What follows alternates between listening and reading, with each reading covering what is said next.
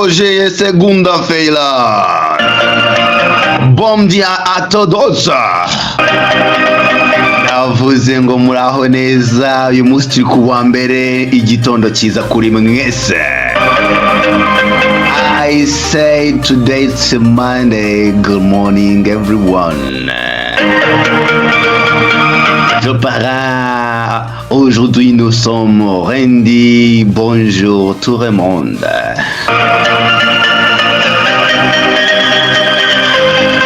Tiwe capable ufite ubushobozi bwo kuvuga indimi zingahe kandi neza dasobwa. We mean what we do what we want, we do what we love. I love the life I live. I live the life I love. Igitondo cyiza cyane rero cya tariki 26 z'ukwezi kwa mbere mwaka 2026 bwana. Narababwiye ngo kuzajya uhagurukana icyumweru cyawe gitangira ni nako uzajya ugisoza. The way you spend your mind, uburyo utangira wa mbere wawe reflecta mu by'ukuri rizatsi uzagera icyumweru cyose. Twebwe rero njyewe ndi vibe master mba ngomba guhagurukira ewana muri 15. Igitondo cyiza rero bwana.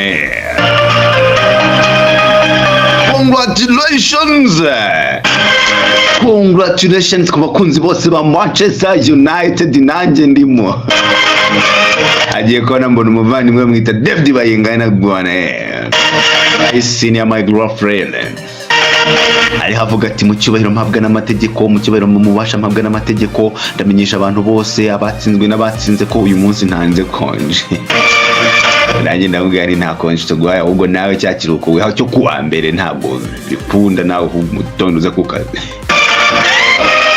Nagiye mbona abanyamakuru mu Rwanda Rwanda dufite abanyamakuru ariko baciriza baza tukabigisha kwa neza umupira. Sinzi ngo niba ari witwa Cedro Keza, urimo gukora kuri ngo simenye ngo niba ari kuri SKFM, ngo umuntu witwa ngo Mekana Teta ngo bamwirukanye ngo kuri Midrazi Burungo ngo Arsenal iramucucuma ngo iramubaga ngo iramu babaze wowe bro babaze bubuye yandara nawe radio disara kwirukanye za Stango Star barakwiruka nawe uri fake. Abanyamakuru baraho baza mwarize ubundi mu grafere twekabishye ubwaje kandi nawe twemera cyane. Nangije navuga ati mfite impamvu 12 ukabitsina ariko mba kubaga mani ngo kusinirika tapira ngo kabaga ngo yala uze mu muvandimwe Rugaju rigane we nisini ndabimwemera, ariko ba Cedro wenda nawe yakwibeshya nkuko natwe hano tuza tugakora analysis tukibeshya cyangwa se akaba yatwawe n'ubufana nyine, ariko abo ba Cedro ngo nuko ngo umuntu yirukanwe hariya ndise mbere yo gutoza Arsenal yararatoje hehe. Mugafata umwanya wanyu mukajya kumva ibyo bina aho kugira ngo muze dukorera amafaranga. Reba analysis twakoze kuri match ya Arsenal, by the way ntago numva uburyo rero nk'izi kipe ziba zikubera imwe n'ibice 17 zikarisha abantu nk'iyari Hilal koko banayisimejo bindi nk'iyari Hilal iremye muki. Urabona nka analysis twebwe twakoze kuri match ya Arsenal na Manchester United. Bro, niba ari ikintu nabwiye umushuti wanjye namubwiye na Arsenal ntago igiye gukina na Bournemouth, ntago igiye gukina na Palace, ntago igiye gukina na Leeds, ntago igiye gukina na Nottingham. Ugasanga Arsenal ni kubera imwe n'ibice 55. Icyo kintu nukibona Arsenal ikipe nini igiye gukina n'indi kipe nini ukabona bafashe ikipe bayisuzugura kuri urwo rwego, ugiye wikangamo mbere na mbere.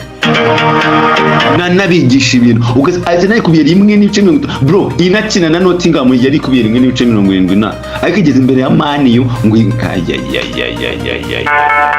ibyo mwarihaye ngo amateka icyabavugira.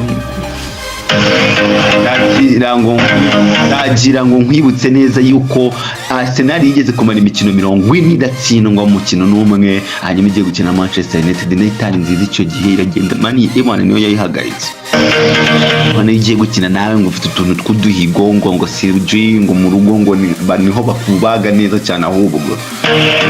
So Manchester United, big team, the most successful club in English football, the most successful club, biggest club than any team.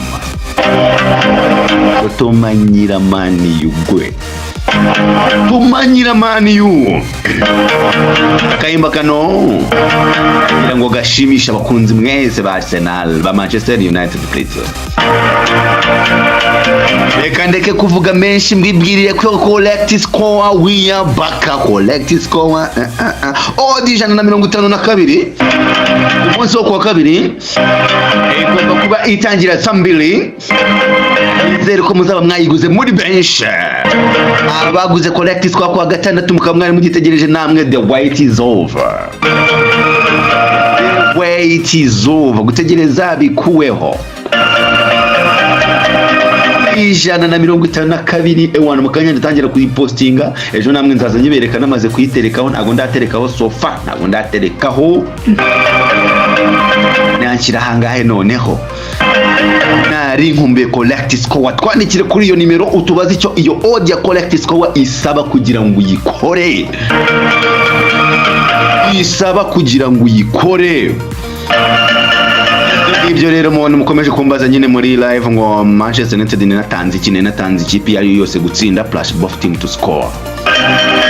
Umva market y'ubwenge Arsenal itsinde cyangwa Manchester itsinde. Nabonaga Arsenal ifite igitego, nabonaga Man ifite igitego, ariko nkabona match n'ubundi hari ikipe iri gutsinde. Yonyine bifite audio ya 245 papa. Nous sommes les VIP. Raise VIP. None ibyo ngibyo rero tuvuye kuri za analysis twabakoze mu cyumweru cyashize, tuvuye kuri za analysis za Manchester na hehe, tuvuye ku biki reka mbamenyeshe ko iyo collect score yamaze kuhagera. Nkwibutsa ko nawe niba ushaka kuzajya ukora Paris zawe ufite uri safe yuko ufite amahirwe yo kuza kwirira byanga byakunda, nyandikira kuri nimero uko na kuri screen yawe 0794483332 monami. Twende na kazi sasa.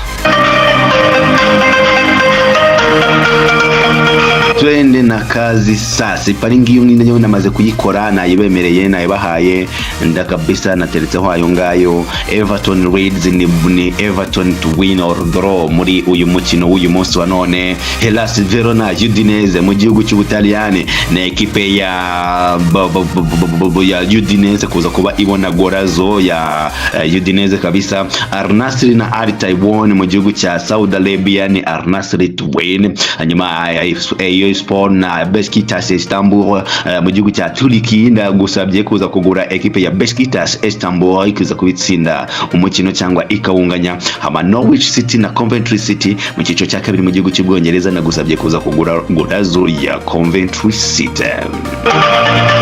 All the sleep website eteka kwa kasente ko enshangamba sinia webale mnonga sinia webale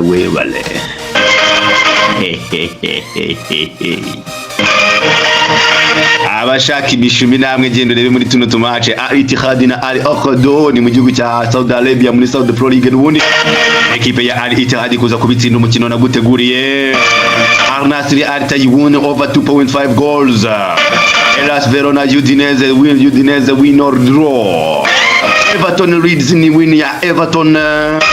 Norwich Coventry ni win ya Coventry City. Porto Vicente kabisa ni mu gihugu cya Gil Vicente ni mu gihugu cya Portugal ni naho nsoreje nagusabye kuza kugura ekipe ya FC Porto to win.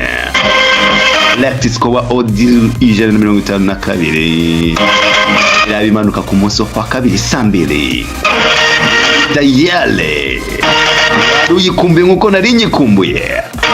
Abasanzwe bari muri groupe ya collect score ndabareba cyane bavandimwe banje. Abasanzwe barishiye collect score ku munsi wo kuwa gatandatu mukamwari mugitegereje, n'abashyashya mwatekererewe cyangwa se mwumva ko amafaranga mutari mwaka yabonye. Narababwiye ngo sinzigera nza ngo mbabwire ngo hano ngo ari pari ngo yariye ngo sinzi ngo collect score yariye itariye, never ntibibaho. Yaba groupe ya VIP sinjya never.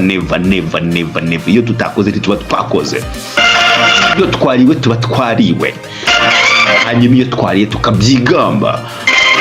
Nibyo ngibyo rero joining yo collect score nawe ubashe kumumbaza ngo niki gisabwa kugira ngo nyikore. Yandikira kuri iyo nimero ubona kuri screen yawe, maze ubundi tujya tubana 5 kuri 5 umbaze igisabwa mu byukuri, ariko kandi s'il play uze witwaje amafaranga. Abantu mu majaruguru ndababwiye ngo mumeze mute mwese mwabonye ku mafaranga.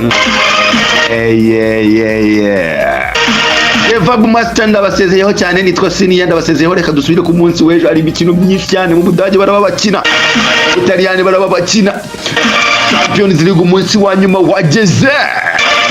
Wana n'ibintu byinshi cyane kabisa. Munyemerere mukande subscribe, munyemerere mu sharing video yanjye. Ndashaka ko tuzamura Kiwani no YouTube channel. Bye bye mes amis.